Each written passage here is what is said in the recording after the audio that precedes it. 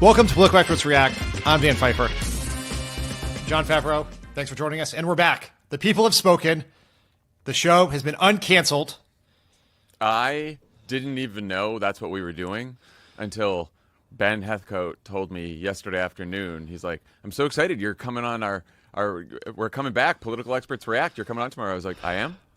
Yeah, it was a grassroots effort. A lot of people were very upset that the Suits, i.e. Elijah, had canceled the show. And like Friday Night Lights and The Wire and other fan favorites that the Suits came after, the people spoke. We are back on the air. The show's going to be a little different this time. In the old version of the show, we always focus on political ads. And the argument for that always was that political ads were the sign of what a campaign really cared about because of what they were spending money on. I think 2024 showed us that political ads are much, much less influential than we have long believed. And so we're going to look at all kinds of political content. Some will be ads, some will be social video, some will be just moments that happen in the world that tend to go viral that will influence the political debate. And so it's an old show, new stuff. So we're going to start with a video that the one and only Donald Trump posted last night after his meeting with congressional leaders where theoretically they were trying to come to some sort of agreement to avoid a government shutdown that will happen at midnight tonight. Let's watch the video. Look, guys, there's no way to sugarcoat it. Nobody likes Democrats anymore. We have no voters left because of all of our woke trans bullshit. Not even black people want to vote for us anymore. Even Latinos hate us. So we need new voters. And if we give all these illegal aliens free health care, we might be able to get them on our side so they can vote for us. They can't even speak English, so they won't realize we're just a bunch of woke pieces of shit, you know, at least for a while until they learn English and they realize they hate us too. What was your reaction when you saw this video last night? My reaction was, first I saw the picture and I thought it was just a picture and I sent it to you guys. And then I went on Truth Social, as I do, and saw that it was a whole video and, jaw dropped for a little bit. My initial reaction was, I hope that someone in Schumer or Jeffrey's office or some Democrat somewhere is making an AI video of Trump that's politically beneficial to us to put out in response, as opposed to just exclaiming how racist that was, which it certainly is. That video went up around dinner time West Coast last night, I think. At least that's when I saw it, when you texted it to me. And we were recording this at 9:30 a.m. West Coast time. And I've seen no AI-generated videos, which are famously very quick to generate since they use AI. But I have seen a lot of people accurately describe it and bemoan it as racist, including Leader Jeffries, who did it at a press conference with House Democrats this morning.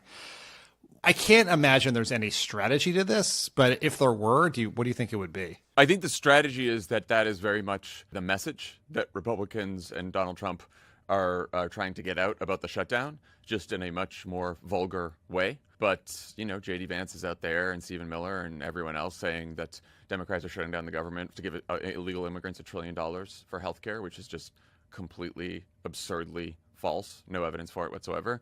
And this is just their version of a funnier and even more racist way of saying that.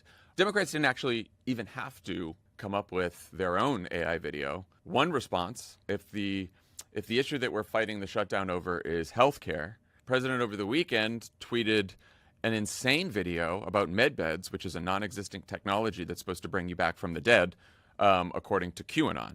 Now, instead of actually bringing people's premiums down and not kicking them off their health insurance, the president is busy posting AI videos of fake technology that's supposed to bring you back from the dead. That's his idea of healthcare. And the Democrats' idea of healthcare is to actually bring your premiums down and to make sure that you don't get kicked off your insurance.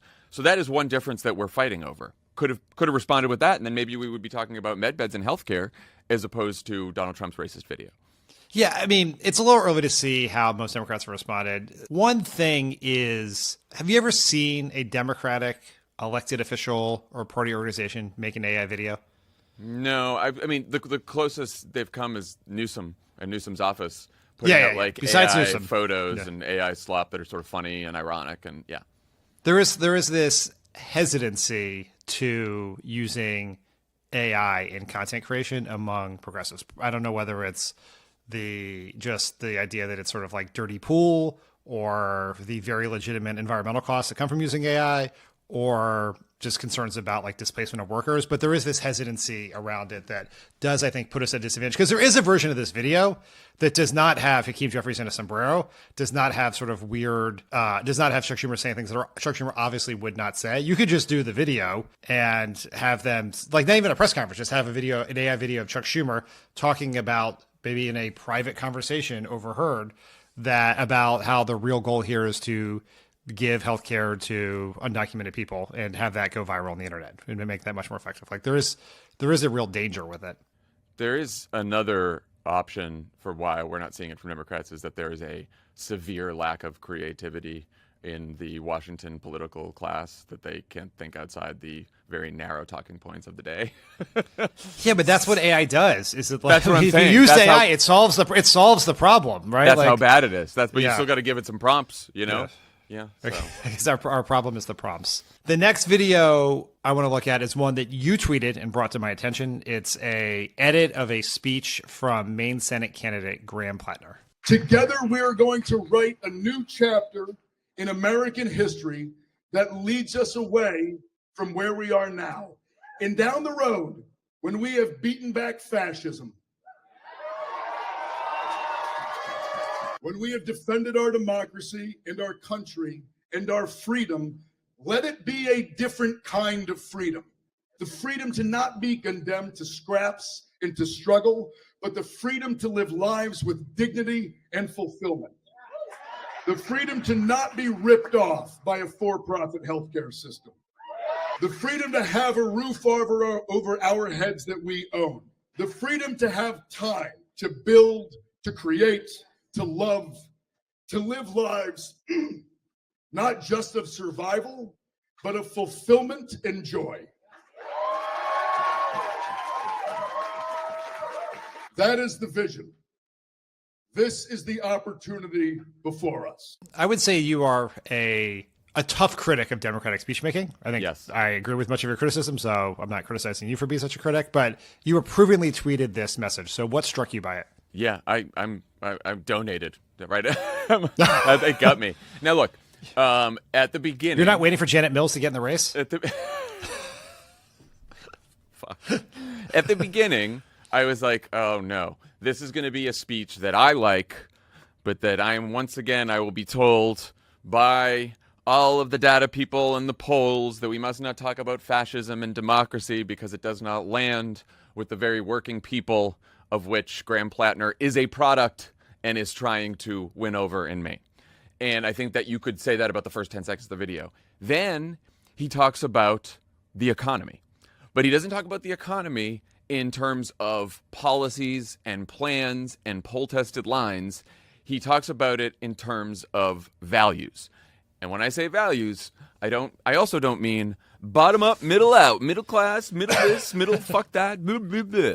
He talks about it in terms of, like, I don't know, very inspiring, big sounding values about what people who at least grew up in America and know what America should stand for believe. That, like, if you work hard here, you should have the freedom to not just survive, but thrive, to not beg for scraps, to not be ripped off.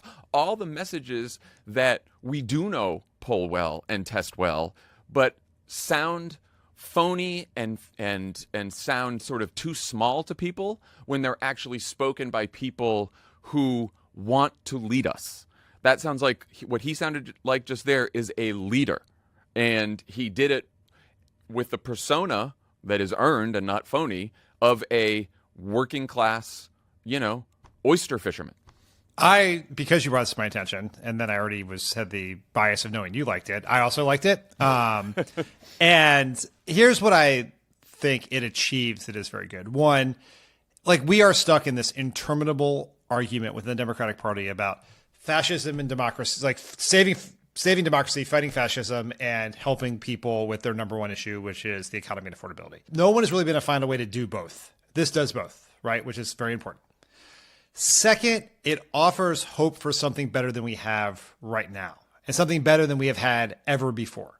And that is the thing that has been missing in Democratic messaging since the day Donald Trump won the election, is that we have the best we could possibly hope for is a return to Obama-era normalcy. That was essentially Biden's message. Kamala Harris's message did not really paint, there was not a specific picture of what something could look like or a hope for something better that we were going to build back. I mean, I know Biden would say build back better, but that like that wasn't like that's my point. That's my point. You need something big and aspirational, right? Like that is what the best campaigns are, the best messaging is. And then the third thing here is it's not just, and I think there is this sense that like we think that people only care about the bottom line, right? Like get me more money, make my food cheaper. But that is not an end in of itself. That is a way that allows you to do all these other things that are an important part of life that are fulfilling, right? If you're being specific, it's like time with family, go on a vacation with your family, you know, treat yourself every once in a while, take your kids out to eat. But here it's like a life of joy that there is, that you can get to a point where your overriding concern is not just making enough money that you're not in a state of panic about one medical emergency or one house repair that's going to put you over the edge, is that you can have a life that you can enjoy. And I think that there's just something very powerful and like it's simplistically powerful. And it's just like missing from so much messaging. It's like we are defeat Trump, defeat Trump, defeat Trump. We'll figure out what comes next later. And we should start talking about what's going to come next, because that is how we're actually going to win, is that we can paint a picture of something much better, something we haven't had before. And I will say one more reason it's powerful is because of who it's from. Yes. If that message was delivered by an overly educated coastal city elite like ourselves, yes, or many I don't know people who you're talking about, but or yes. many people who are in the Democratic Party, it would still be a good message, right? But one thing that I think the Democratic Party has done is it treats working class Americans in the middle of the country or in rural America as like subjects to be studied. This is what Axelrod would always say, like we're anthropologists, right? And we're like, what do they need? Oh, they care about the economy, so we must give them more economic messaging. And here's Graham Platner, who is one of those Americans, speaking in a really big, inspiring way about the kind of country he sees. And I've heard him talk about how he spends most of his days on his job talking to Trump supporters, and because those are his friends, and they don't necessarily argue about all the culture war politics, but they argue about the fact that all these fucking corporations and rich people are ripping them off. And so he is of this world, and yet can still speak in a way and speak in this value-laden language that is about something bigger. And I think that we patronize people like that, like at our peril, and have for some time. Yeah, we've been doing this since the What's the Matter with Kansas days, where Yes. just the idea is working people are too stupid to understand, or too uneducated, or too tricked by the media to understand that what is in their interest is vote for Democrats, when in fact people have quite a pretty good idea of what they're voting for. We may not agree with the choices they make, but they make those choices, and so you have to treat voters as if they're smart. And that drives people bananas. And if it drives you bananas, you probably shouldn't be in politics. If you like this video and you like Pod Save America, I promise you'll love my newsletter, The Message Box. It gives you in-depth political analysis of what's happening, talking points and message guidance so you can win arguments with your MAGA uncle about the crazy stuff Trump is doing, and actionable steps on what you can do in your life to help defeat Trump and MAGA extremism. I hope you'll consider subscribing to Message Box. The link is in the show description. The third and final video we're going to watch is one that the Zohran Mamdani campaign put out a couple months ago, or a couple weeks ago, I guess. If Elijah had not canceled the show, we would have been thriving in just we do whole specials on the Mamdani campaign because of how much great content they've put out. But now that we're back, this is the most recent of those sort of viral videos I wanted you to look at.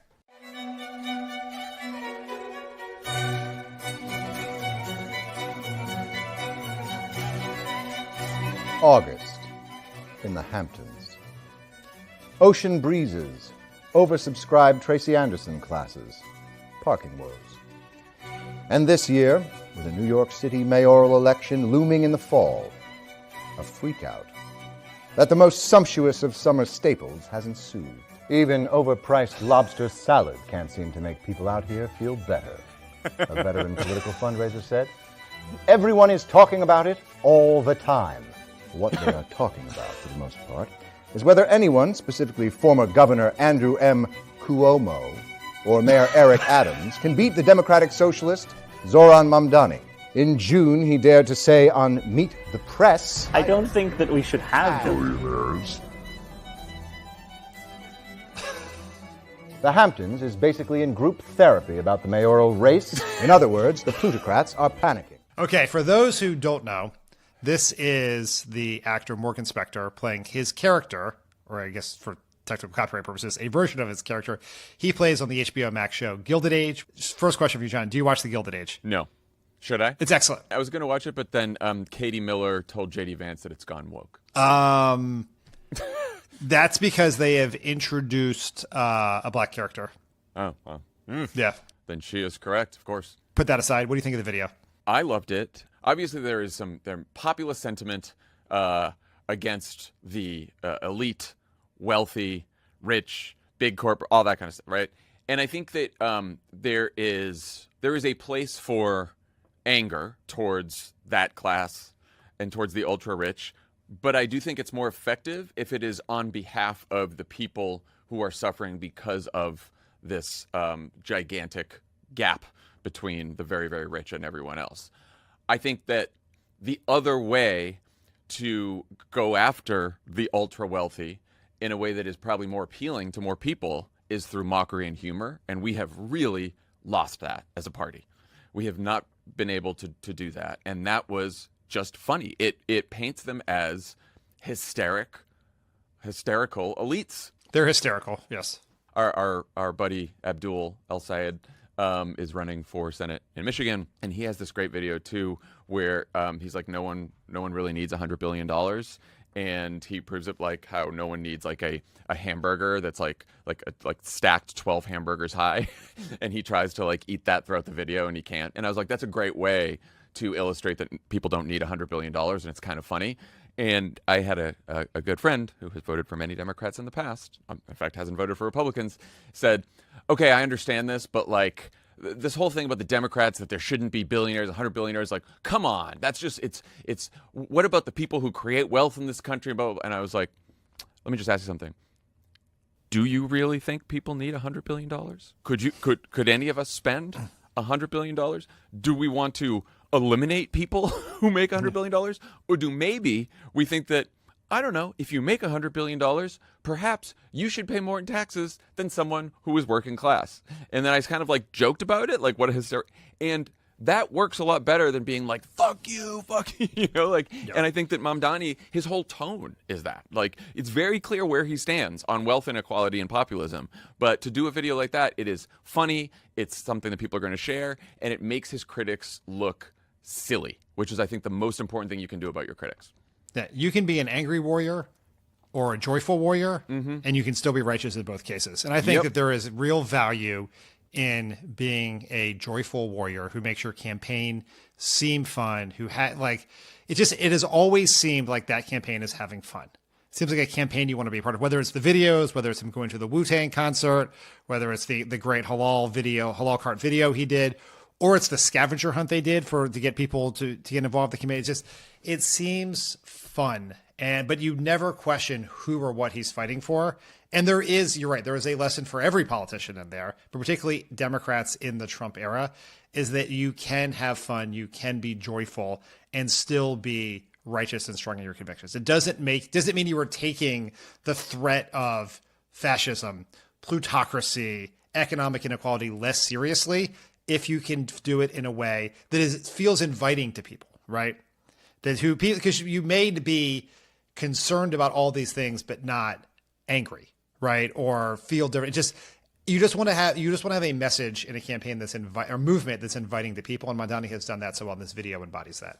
What is one of our most memorable hits on Mitt Romney from the 2012 campaign? The car elevator.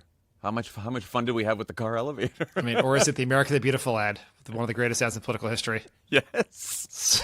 Yes. And that's it's, you know, and the one that Republicans who are now all never Trump Republicans get angry about is, you know, the ad that suggested that, you know, he was at Bain and he fired people, and then I think someone got canceled. I can't even remember like what the ad was, but people were like, you basically accused him of killing someone. You know? Yes. And it's not the never Trump Republicans. It's the like, former never Trump, but now pro-Trump Republicans who now blame the entire rise of fascism in this country on how we treated Mitt Romney. And it's like I still stand by everything we did there, but 100%. But if I had to do it over again, I would do more car elevator stuff and less of the like, oh, he's responsible for killing people stuff. Just because, not because I don't think it's the right or wrong thing to do, but because I'm trying to win an election. I'm trying to appeal to people who might be like, oh yeah, that guy is fucking ridiculous with his fucking car elevator. That's crazy. Have you contemplated doing a he's killing people but in a funny way? Just saying. That's also, I would know for the record that the ad in question was not run by the Obama campaign. Right, it's a third-party right, super PAC, yes. Okay, to thank be, you. Good, to be clear. good. Thank you for the because I would do an entire daily podcast relitigating the 2012 election and explaining to people why the way Mitt Romney ran his campaign by running to the right on immigration is actually more, and then begging Donald Trump for his endorsement is actually why we're in this mess, not Barack Obama. I think you and one of our Bulwark friends should do that podcast. me and Tim Miller. You just and back Tim, and forth, yeah, yes. that was great. Jon Favreau, thank you for appearing on the return and hopefully not last episode of Put Questions Rack. We never know the sword of Elijah is hanging over us at all times. Yikes. Well, so if you like it, yes. If you like this video, here's what you have to do. Elijah he's like an old school railroad baron, like Morgan Spector. And so he looks at the bottom line. So if we cannot generate sufficient subscriptions to the Pod Save America YouTube channel through this video, we're going to get the axe again. We're going to get the axe again. This will be it. Subscribe to the channel and then share it. Share this with friends. Yes. And if you happen to be a subscriber to the Friends of the Pod program and you are in our Discord, I want you to say something about it. Tag Elijah. Tag him on Twitter. Tag him on social media. Find him on every platform. I think he's on True Social. Get him there. Find his Pinterest page. Let him know. Political Experts React is here to stay. Thank you so much, everyone. And we'll see you next time. Maybe.